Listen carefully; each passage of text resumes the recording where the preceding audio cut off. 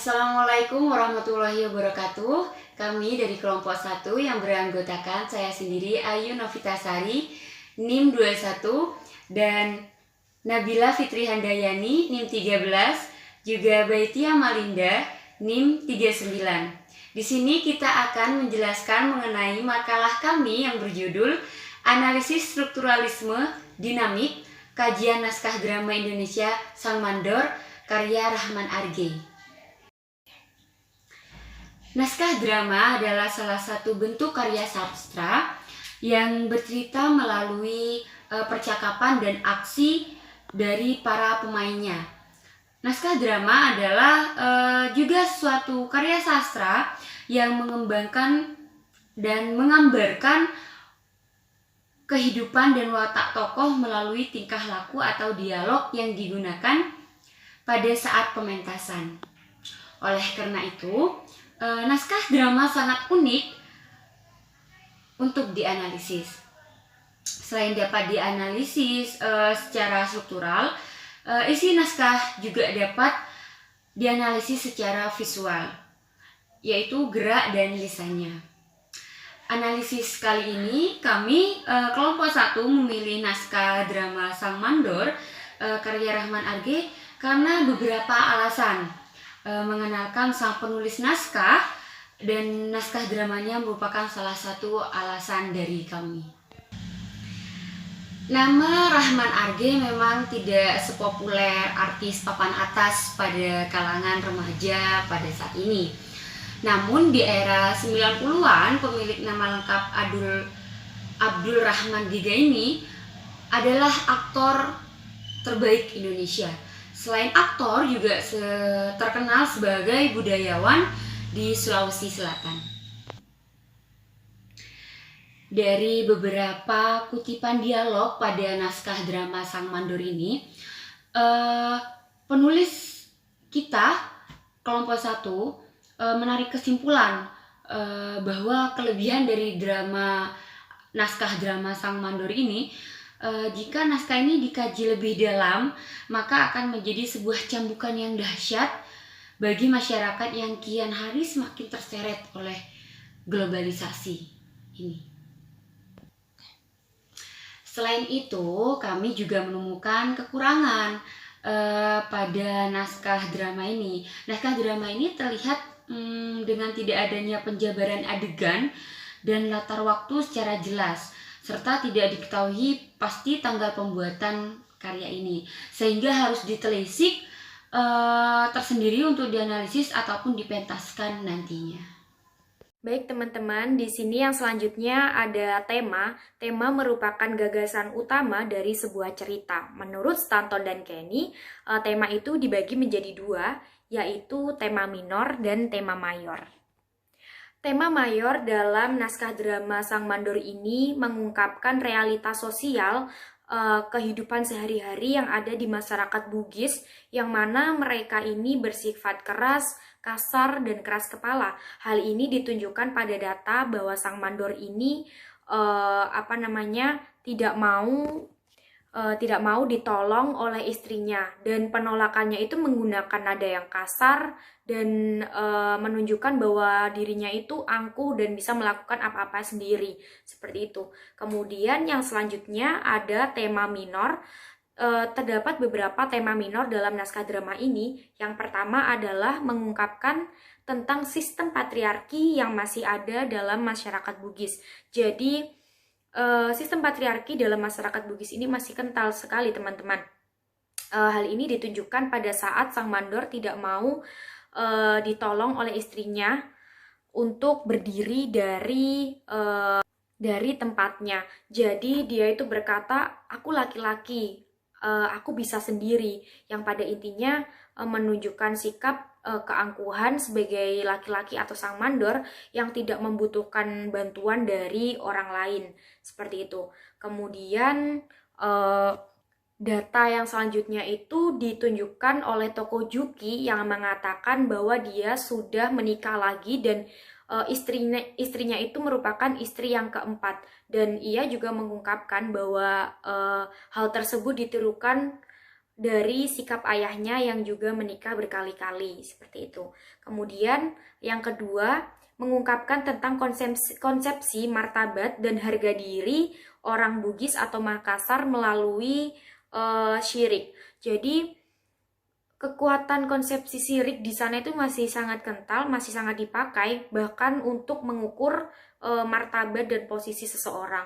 Apabila orang di sana tidak mempercayai, tidak memiliki syirik ini, maka derajatnya itu dianggap sama seperti binatang. Hal ini ditunjukkan pada data pada saat Uduk mengatakan bahwa ia itu merupakan seorang penakluk dan jiwanya itu berkobar-kobar untuk membuktikan bahwa dia adalah seorang pelaut sejati. Oleh karena itu, konsepsi menunjukkan membentuk keberanian Uduk. Konsepsi syirik ini berpengaruh untuk membentuk keberanian Uduk yang merupakan orang Bugis atau Makassar tersebut. Kemudian yang ketiga adalah menggambarkan bahwa orang Bugis atau Makassar ini juga dapat bersifat baik. Jadi selain orang Bugis ini memiliki sifat yang angkuh, keras kepala, kasar, namun mereka juga bisa bersikap baik pada saat orang lain juga bersikap baik kepada dia. Hal ini ditujukan pada saat Sang Mandor yang bersikap baik kepada Poke, anaknya, yang juga membuat hati Sang Mandor itu senang atas perilaku Poke tersebut. Jadi Sang Mandor bisa berbuat baik juga kepada tokoh Poke ini. Di sini saya akan menjelaskan mengenai hasil analisis yaitu tokoh dan penokohan. Untuk yang pertama, itu ada tokoh utama dan bagaimana penokohannya dalam naskah drama Sang Mandor ini. Tokoh utama pada naskah drama Sang Mandor adalah Sang Mandor itu sendiri. Karena dilihat dari judulnya saja, kita sudah dapat memastikan dan menebak siapa tokoh utama dari judul naskah drama ini. Dari beberapa data, tokoh Sang Mandor ini memiliki sifat antagonis karena ia memiliki kepribadian yang angkuh, tidak tahu cara bersyukur, serta keras kepala. Untuk selanjutnya kita akan membahas mengenai tokoh tambahan dan penokohannya. Untuk tokoh tambahan pada naskah drama Sang Mandor ini ada beberapa tokoh. Yang pertama yaitu istri Sang Mandor sendiri. Muli adalah istri dari Sang Mandor yang dikenal dengan panggilan istri Mandor. Istri Mandor termasuk ke dalam tokoh tambahan sebab interaksi dengan tokoh lain tak sebanyak seperti tokoh Sang Mandor. Istri Sang Mandor digambarkan pada naskah drama Sang Mandor ini yaitu sebagai tokoh protagonis. Sebabnya istri Sang Mandor selalu menjaga Sang Mandor dengan penuh perhatian dan kasih sayang. Meskipun Sang Mandor selalu mencacinya, istri Sang Mandor digambarkan memiliki sifat yang penyabar, setia, serta penuh perhatian. Yang kedua ada Juki. Juki adalah anak pertama dari Sang Mandor dan juga istrinya. Juki termasuk ke dalam tokoh tritagonis atau penengah. Berdasarkan data yang sudah kami paparkan, Juki memiliki sikap yang baik, peduli, dan perhatian karena mencoba menenangkan orang tuanya ketika berselisih paham. Akan tetapi perkataannya juga terlihat tidak sopan ketika mengatakan mengulang riwayat ayahnya yang telah menikah 4 kali dan berani menjual perahu ayahnya tanpa izin. Yang ketiga ada tokoh Poke. Poke adalah anak kedua dalam naskah drama Sang Mandor. Poke termasuk ke dalam tokoh tritagonis. Di sini penokohan dari Poke memiliki sifat penyayang dan perhatian. Namun sama seperti sikap saudaranya yang lain, Poke juga tidak memiliki sopan santun kepada ayahnya karena ia rela menjual sawah dan empang milik ayahnya tanpa izin. Yang selanjutnya ada tokoh tambahan yang bernama Uduk. Uduk adalah anak ketiga dari anak sang mandor dan juga istrinya. Uduk dilukiskan memerankan tokoh Triptagonis juga dalam naskah drama sang mandor ini. Di sini penokohannya Uduk digambarkan mempunyai sifat pintar dalam mencari perhatian dari ayahnya dan cakap sekali dalam berbicara. Tetapi ia juga digambarkan sebagai tokoh yang tidak mempunyai etika karena juga telah berani menjual perahu ayahnya seperti Juki. Selanjutnya ada tokoh tambahan yang memiliki nama Uduk. Uduk adalah anak ketiga dari anak sang mandor dan juga istrinya. Uduk di sini dilukiskan memerankan tokoh Triptagonis seperti saudaranya yang lain. Di dalam naskah drama sang mandor ini, Uduk digambarkan mempunyai sifat pintar mencari perhatian dari ayahnya dan juga cakap sekali dalam hal berbicara. Tetapi ia juga digambarkan sebagai tokoh yang tidak mempunyai etika karena sama dengan Juki, dia menjual perahu ayahnya tanpa izin. Yang terakhir ada tokoh bernama Rimba. Rimba pada naskah drama sang mandor ini digambarkan sebagai orang kepercayaan sang mandor yang ditugaskan untuk mendampingi Uduk. Rimba termasuk ke dalam tokoh Triptagonis juga. Untuk penokohannya, Rimba dalam naskah drama sang mandor ini digambarkan memiliki sikap yang setia kepada Uduk dan selalu mengikuti omongan dari Uduk.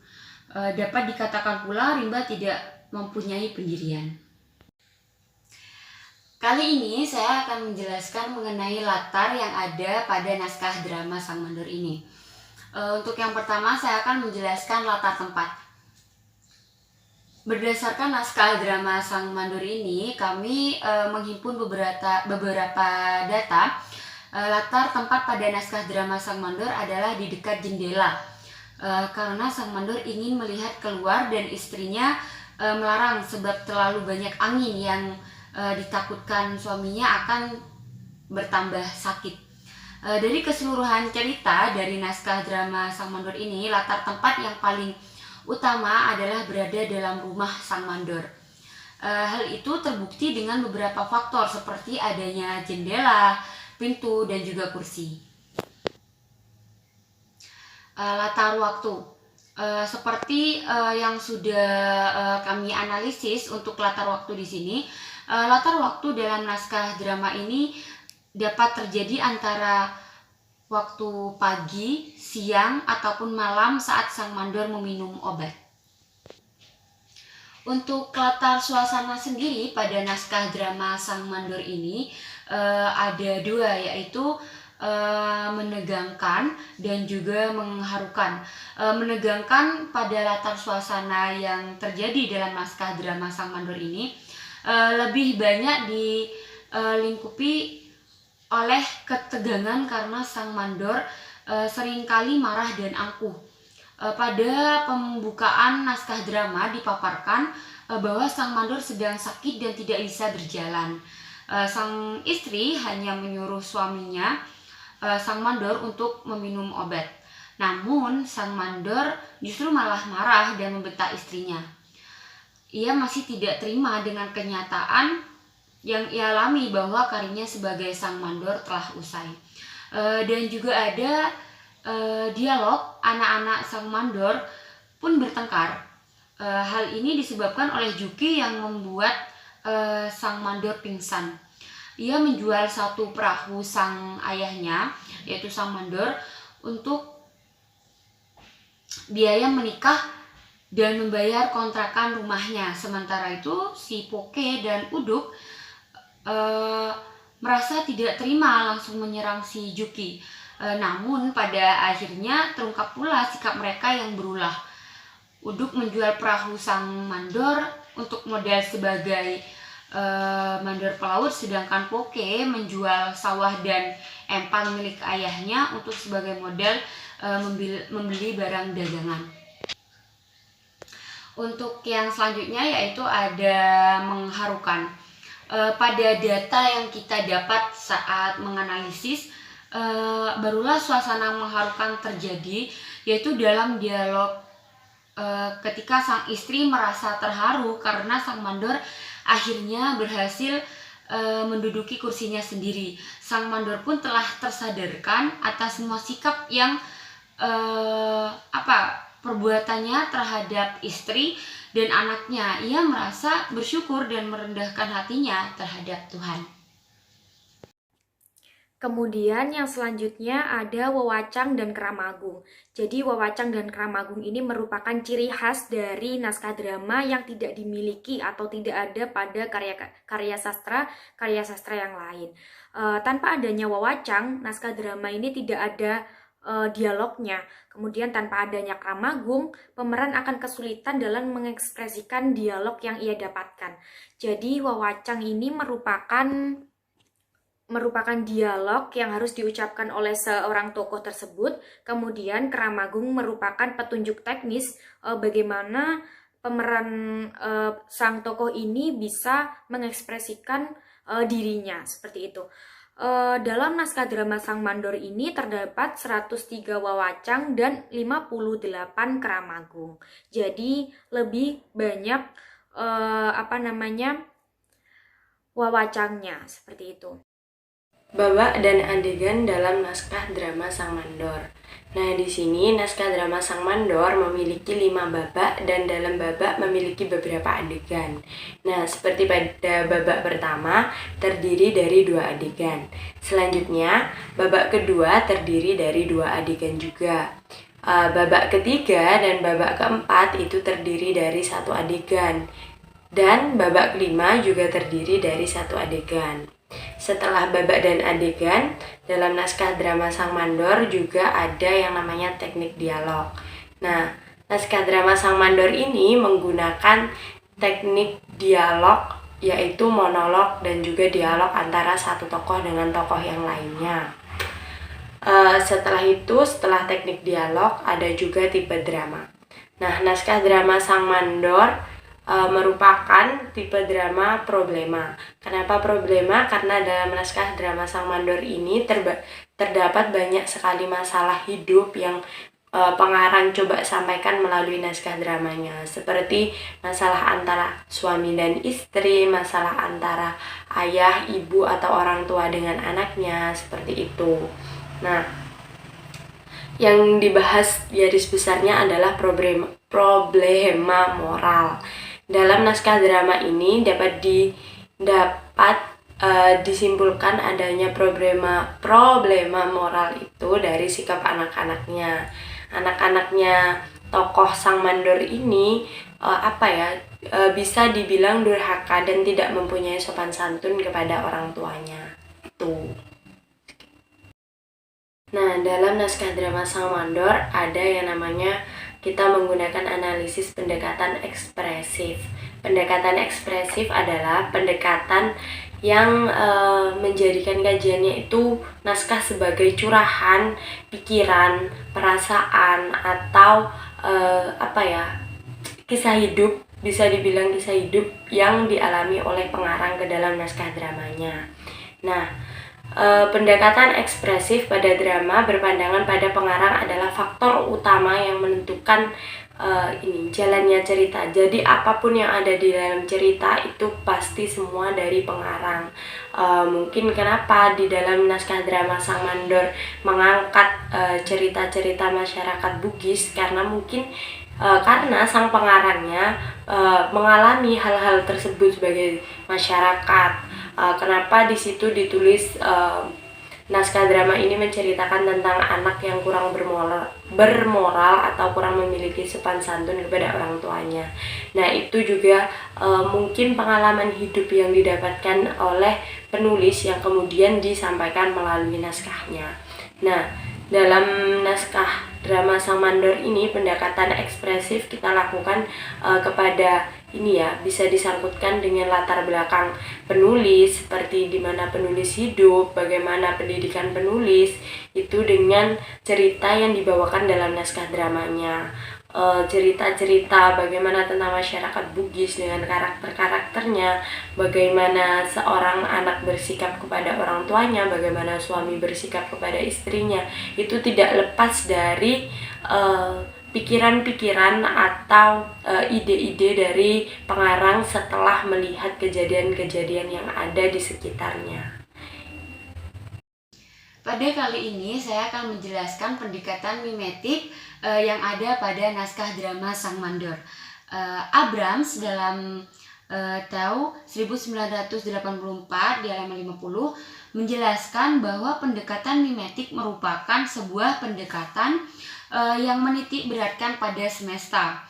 Menurut Wallach dan Warren, realitas dalam karya fiksi merupakan ilusi kenyataan dan kesan meyakinkan yang ditampilkan, tetapi tidak selalu merupakan kenyataan sehari-hari.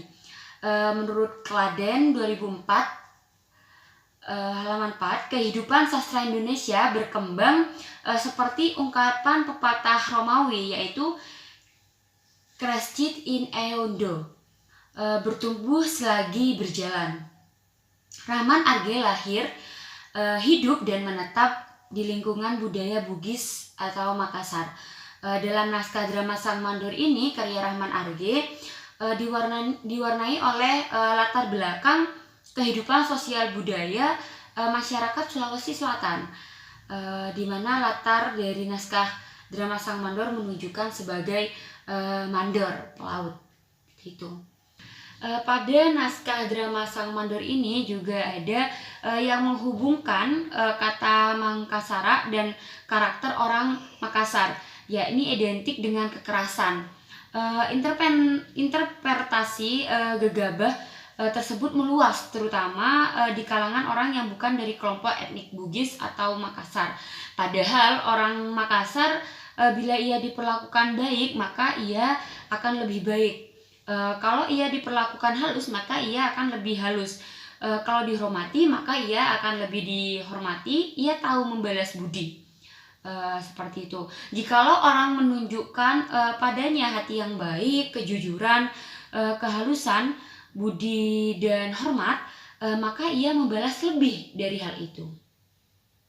Jadi pendekatan yang selanjutnya adalah pendekatan pragmatik. Pendekatan pragmatik adalah pendekatan yang memfokuskan kajiannya terhadap esensi atau manfaat karya sastra sebagai media untuk menyampaikan suatu hal tertentu terhadap pembaca. Oleh karena itu, keberhasilan karya sastra terletak pada pembaca. Apabila dikaji dengan pendekatan pragmatik, karya naskah drama Rahman Arge ini ingin menyampaikan beberapa pesan yang tersirat terhadap pembacanya.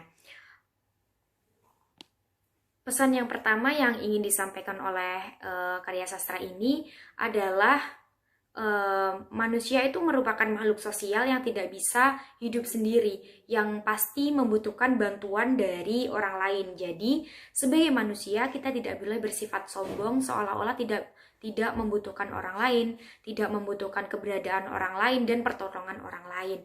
Hal ini mengacu pada data pada saat Sang Mandor ini selalu menolak bantuan dari istrinya, dari anak-anaknya yang terus bersifat keras kepala dan sombong terhadap dirinya dan menganggap dirinya mampu melakukan apapun sendiri.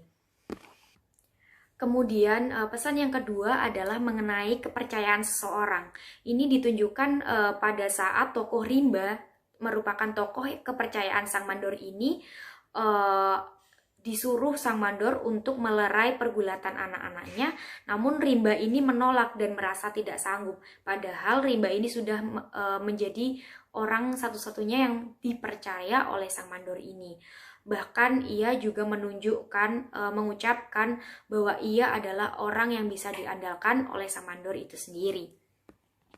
Namun Rimba sudah mengingkari ucapannya dan mengingkari kepercayaan, mengkhianati kepercayaan Sang Mandor itu sendiri.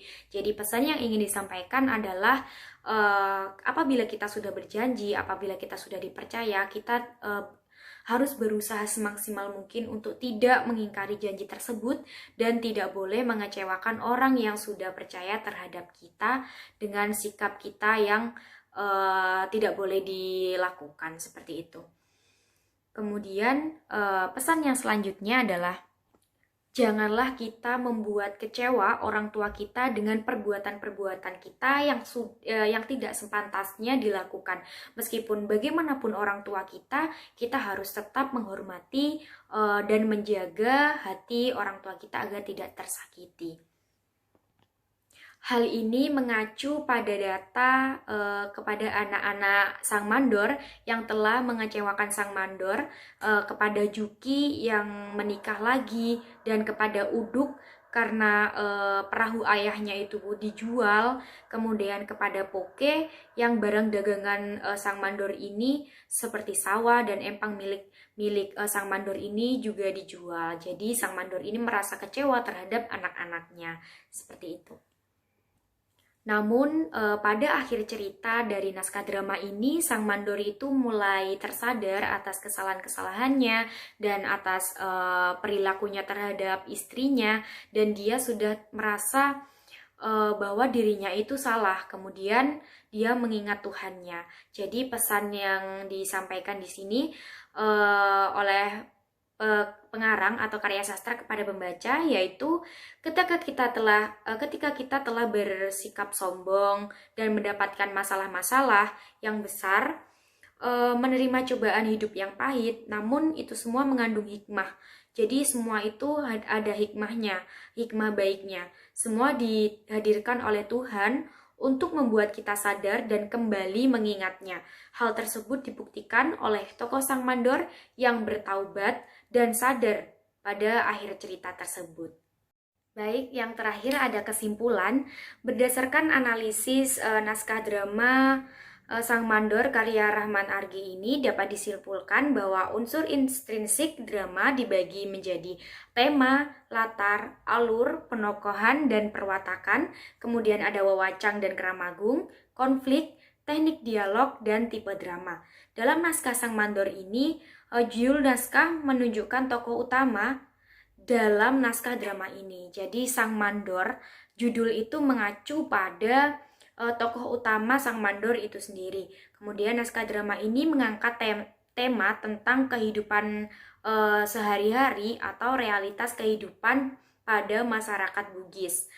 Kemudian selain itu di dalam naskah drama yang kami analisis ini menggunakan strukturalisme dinamik, membahas mengenai pendekatan objektif, pendekatan mimetik, pragmatik, dan ekspresif.